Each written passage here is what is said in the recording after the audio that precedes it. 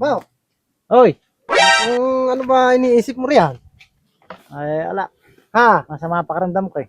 Ah, Ba't ba napagawi ka rito?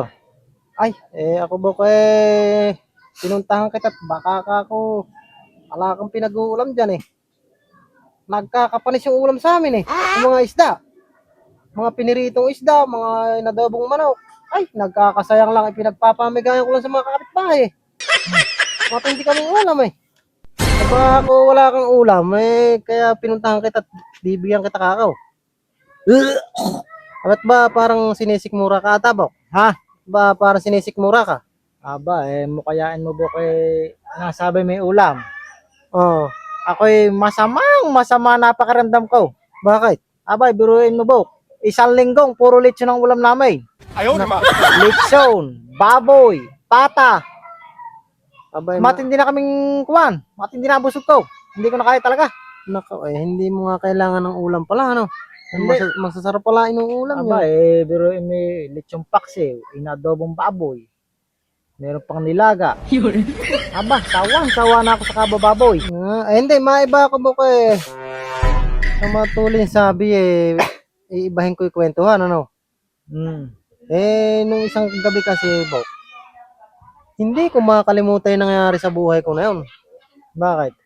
Abay, mantakin mo eh, nagising ako eh, alas 12 ng madaling araw. Oo.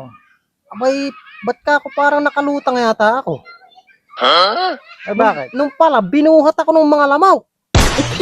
Binuhat ako sa may kisame namin ganaw. Napakatinding lamaw. Buhat-buhat nga ako eh. Nabuhat ka? Oo, matindi naging takot ko. Kahindik-hindik na nangyari sa buhay ko yung mga lamok na yun. Nako. Mga amoy alak eh.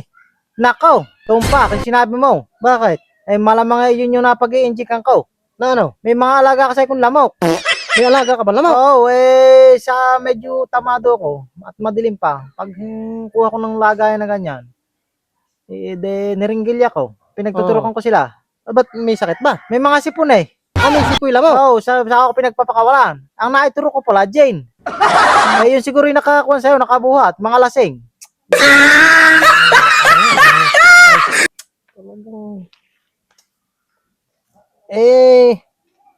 Parang familiar ba ko yung lugar na ere sa akin? Yung bahay, yung ano mo na rin, mga puno na ere. Oo. Wala ka bang napansing dumaang helicopter dyan kahapon? Nagdaan kami riyan kahapon ba ko eh. Dito, sa gawin na to? Dyan. Dito kami yan, mismong ano na yan. Daw kami buwaba sa may patag daw. Sa may lugar daw.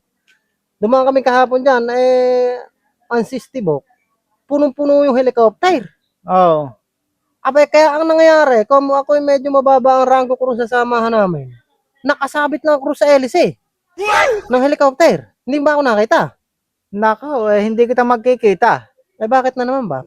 Aba, paano kita magkikita yung bulldozer ko tumalo ng kadena? Oo. Kaya sinunong kong ganit, idadala ko sa pagawaan. Malabong magkita. Oo nga. Sunong ko yung bulldozer eh. Pinakamaganda siguro ba kaya ako uwi muna at nag-iinit ang katawan ko makapaligaw. Sige. Uwi muna, ano? Oo.